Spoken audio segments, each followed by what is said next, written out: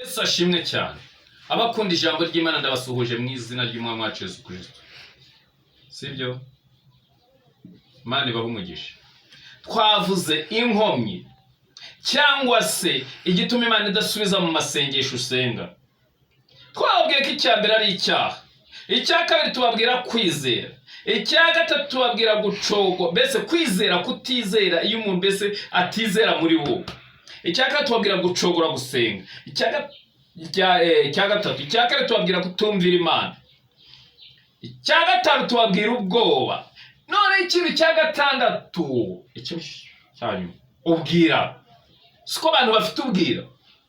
Uribukandwa n'iki ko Imana yacu ikorera ku gihe. Imana yacu ikorera ku gihe. Imana yacu ikorera ku gihe. Isaha n'isaha irabizi ko igomba kugutabara. Ntabwo yagutabara mbere y'igihe. Ntabwo Imana yacu ikangwa ngo kubera ko kanaka hari ninde wa mucuranzi ni Sirasi waringenga ibya Yesu ni ku murongo. Niba uri uwa gatanu ntabwo izagutabara ngo imanze oya. Imana yacu ikorera ku gihe. Ntabwo mwari mubizi. Imana yacu ikorera ku gihe. Yakoreye ku gihe irema isi n'ijuru. Simubizi?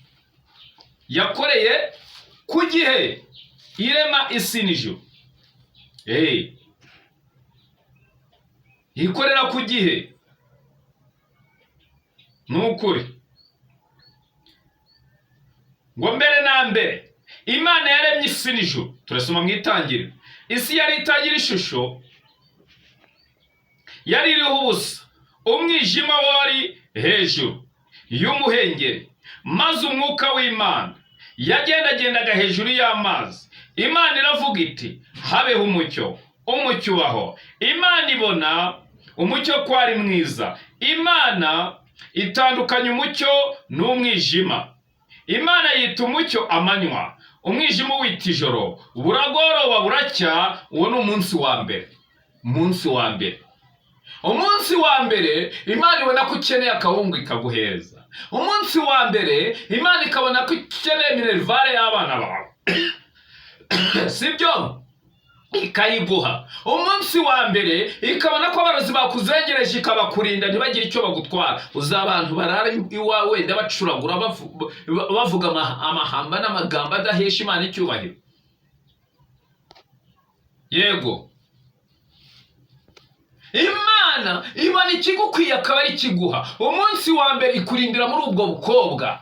Umunsi wa mbere Imana irakurinda, ikabona utwite ikakurinda. Uza abantu baba batifuza ko uzabyara ariko ikakurinda.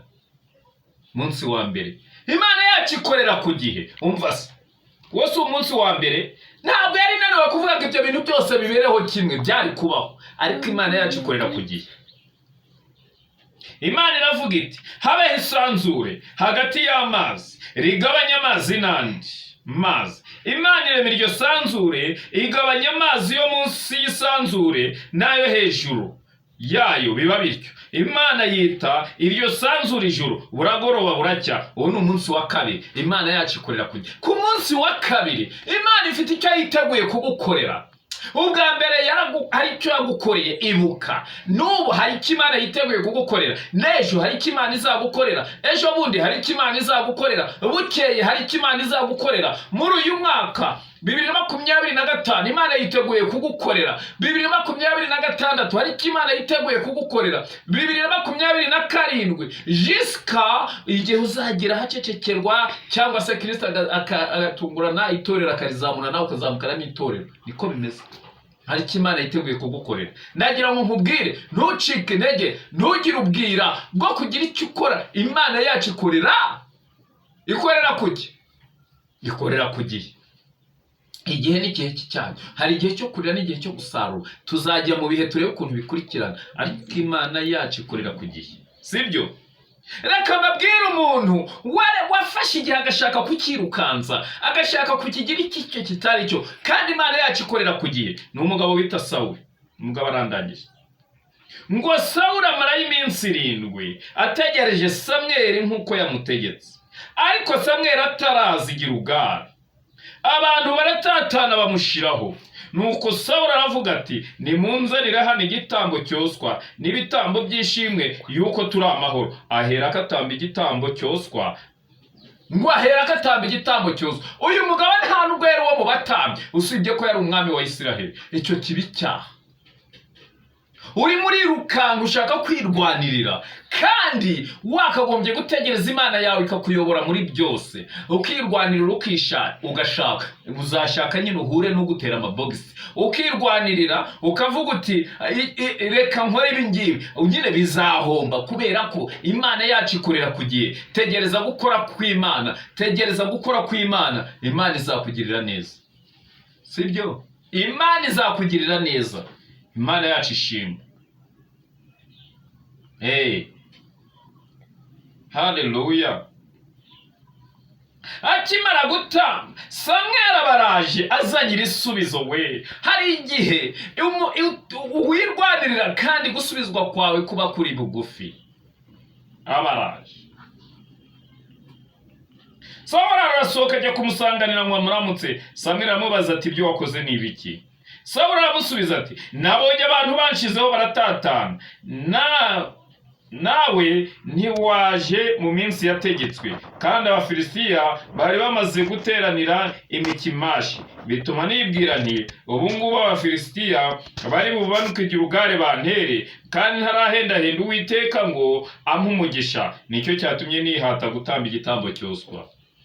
Maze Samweli abwira Sawuli ati warafuditse, ntiwumva itegeko ry'Uwiteka Imana yawe yagutegetse. None Uwiteka abakomeje ubwami bwawe muri Isirayeli iteka ryose, ariko none ubwami bwawe ntuzabugumaho. Uwiteka amaze kwishakira umuntu umeze nk'uko umutima we ashaka, kandi ni Uwiteka yashyizeho kuba umutware w'ubwoko bwe, kuko utumviye icyo Uwiteka agutegeka. Haleluya. Icyo Uwiteka yagutegetse ubwira bantu bafite ubwira. Kuki ugira ubwira ukabona ko akazi wakabuze ukajya gusaba akazi, umuntu akakubwira ati ariko buriya niyo nakora hano gusa wowe nta kibazo, aho wakora rimwe ukavamo no gutwara inda. ubwira bumaze abantu, ubwira bwo kwirwanirira. Mureke kubwira, mukristo ureke kubwira, mubyeyi ureke kubwira, muvandimwe ureke kubwira. Imana yacu yiteguye gukora. Iringira Uwiteka mpaka. Ngo abiringiye Uwiteka bameze nk'umusozi wa Siyoni utabasha kunyeganyezwa. Ubwo Uwiteka, haleluya, utabasha kunyeganyezwa. Haleluya. Uko imisozi igose Yerusalemu niko Uwiteka agota abantu be. Ntabwo ibyo mubizi? Niko biri. Imana irahari kugira ngo igushyigikire. Imana irahari kugira ngo ikubohore. Imana irahari kugira ngo igutabare. Imana irahari kugira ngo ikurengere. Imana irahari kugira ngo ikurwanirire. Imana irahari kugira ngo ikuneshereze. Imana irahari kugira ngo utakorwa n'isoni. Imana irahari kugira ngo ikuvugire. Imana irahari, hari aho utabasha kuvuga, ariko Imana igerayo. Muri abo bakomeye igerayo ikakuvugira. Ufite ubwoba bw'iki? Imana rero ishimwe. Ibyo ntabwo mubizi se?